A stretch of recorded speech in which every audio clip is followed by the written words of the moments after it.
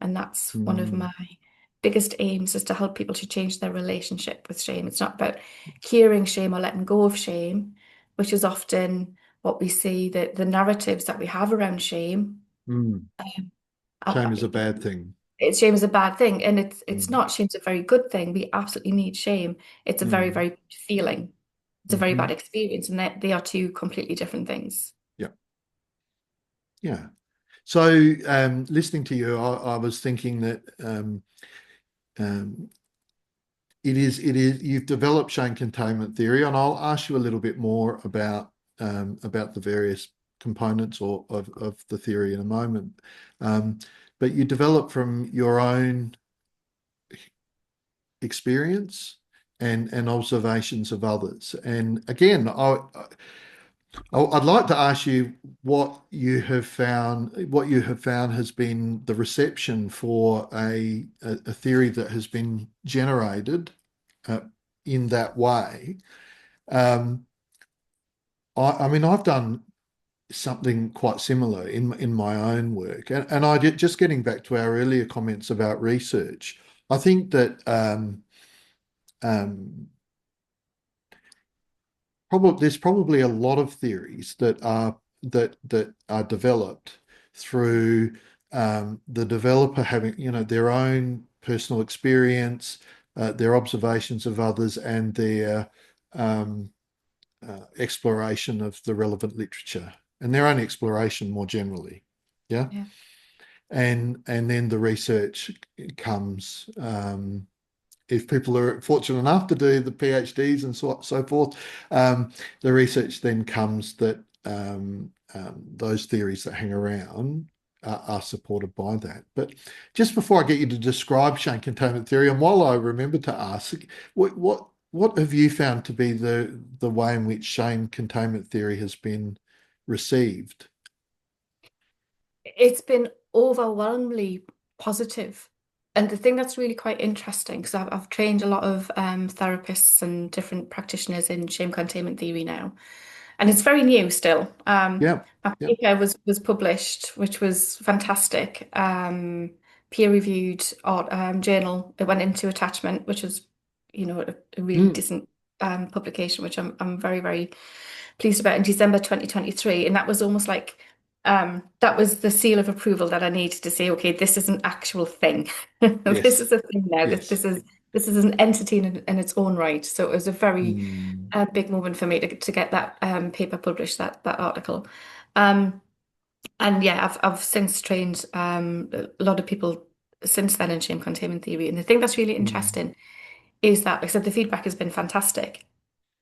But the feedback from more experienced practitioners is generally a lot more enthusiastic. And I don't know, enthusiastic. It's just been amazing. And I think one of the reasons is it's quite rare.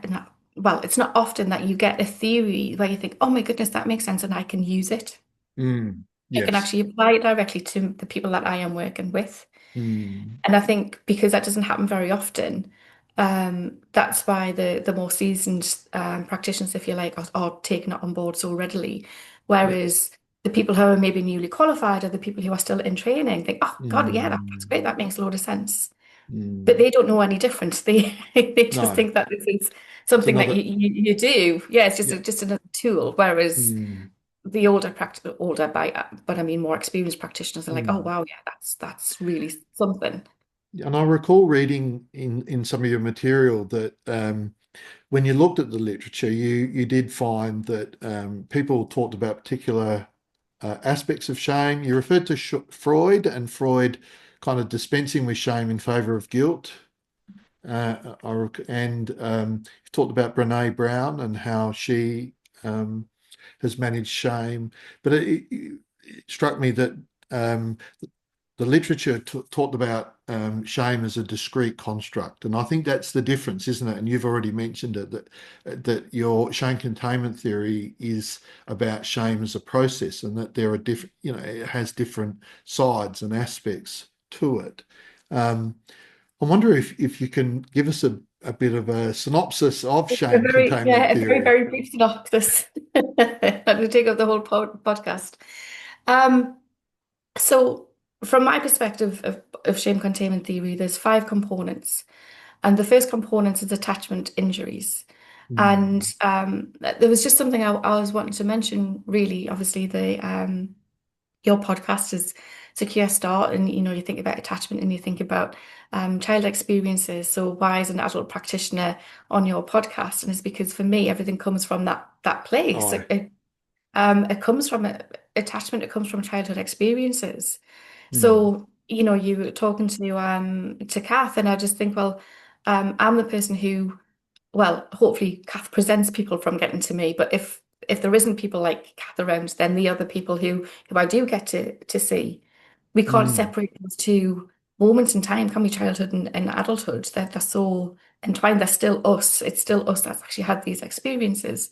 Yes. Um, and that's one of the reasons why I spend so much time thinking about childhood when I'm with my clients is these are the reasons, Mm. if you're looking for answers, those answers are in your experiences in those Yeah. moments of being a child. So the Mm. first part of I shame refer to containment, them, sorry, I was just going to say, I refer to them as enduring sensitivities. enduring sensitivities. Enduring, Oh, enduring enduring. sensitivity. Yeah. Yeah, Mm. yeah, yeah, that's a nice way to put it. Um, So we have these childhood experiences where we feel a disconnect in our attachment to our significant others, whether that be parents, caregivers, whoever it is, whoever those attachment figures are. And these attachment injuries can be very, very subtle. I think a lot of people think when we're talking about childhood experiences, we're talking about the capital T traumas, the big events. And when I'm Mm. talking about attachment injuries and a sense of disconnect, I'm talking about unavailability, Mm. uninterest, parents being distracted. Again, Kath was talking about parents on their phone. I For know me, it that was was, it gave me chills when she talked yeah, about because it's the three so part family, the mother, yeah, exactly the parent, the child, and the and the divine. device. Mm. And it's so easy to create. This isn't about blame. It's just so easy to create these attachment injuries without us even realizing that this is what it Mm. is that we're doing with the children that we are in care of. Um, So we have attachment injuries, and shame is a response to those attachment injuries. So we see shame as part of our attachment system, which is Hmm. why it's vital. So the idea of letting go and healing shame is like, no, no, no, because this is such an important part of us being able to survive. But Mm. what shame will do is, as a response to these attachment injuries, is it will get the child to modify their behavior so that the parent or the caregiver will want to reconnect back up with that child Hmm. so that the child looks attractive and valuable again because we have a sense of as you'll know, children are narcissistic in I don't mean it as in personality disorder narcissistic, but Mm. the world has to revolve around them. So if there's a disconnect, the child will assume that it's something that they have done. Hmm. So therefore they can modify their behavior to undo what it is. So there's a theorist called Helen Block Lewis. She calls that writing behavior. So shame Yep. really propels us into a position to write our behavior. Mm. How it's going to do that is by telling us that we are bad. So, that position of bad Mm. child, good parent. It's shame is the mechanism that Mm. puts us in that position so that we can then rescue ourselves from that position. Hmm. From there, we have, so from the shame response, we have shame scripts. So this is part of the thing that I call contained shame. So contained shame Mm. is we can sometimes call this trait shame as well. So this is starting to become our identity, who we think we are. So if we have enough Mm. attachment injuries, and if you think about how innocent an attachment injury can be from being distracted or not available, a child can have 10, 15 attachment injuries in a day, and they're having shame responses to each of those attachment injuries. That's Mm. a lot of shame response. Hmm. Um, so contained shame is that can be confused with what people are talking about with self-esteem or self-worth.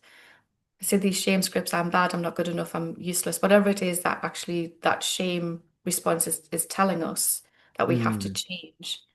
Um, because we generally don't have conversations around shame, we don't necessarily have adults around to help us with understanding what it is that's actually happening and why we have Yeah. these feelings of this Mm. internalized shame, if you like.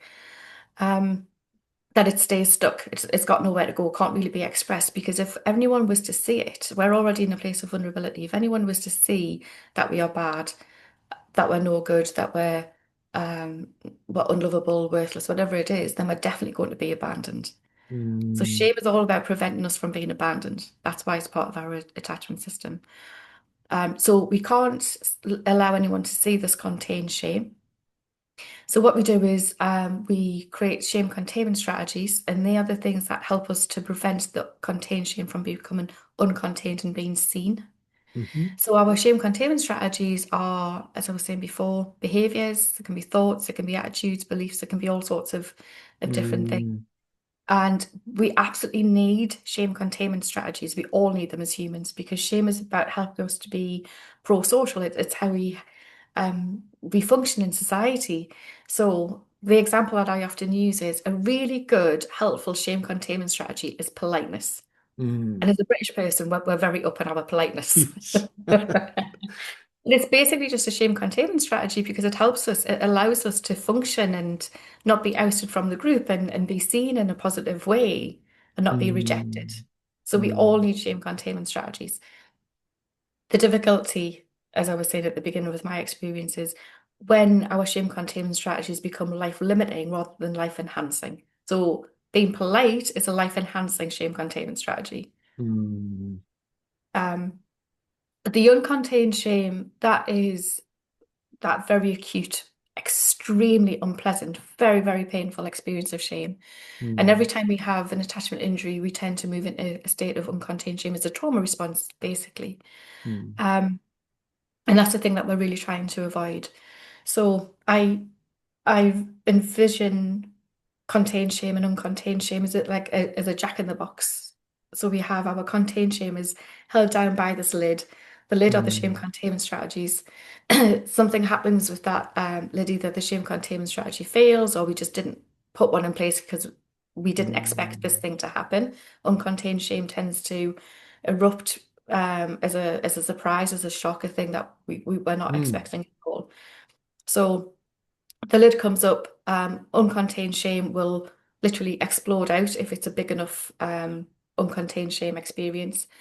And then we need something to put the lid back on, and they are yeah. what I call containment strategies, which are very similar to shame containment strategies, but we employ them depending on whether we're trying to keep the lid on or whether the lid needs to be put back on, if that makes sense. Keep it on or Um, put it back on. Yeah. yeah.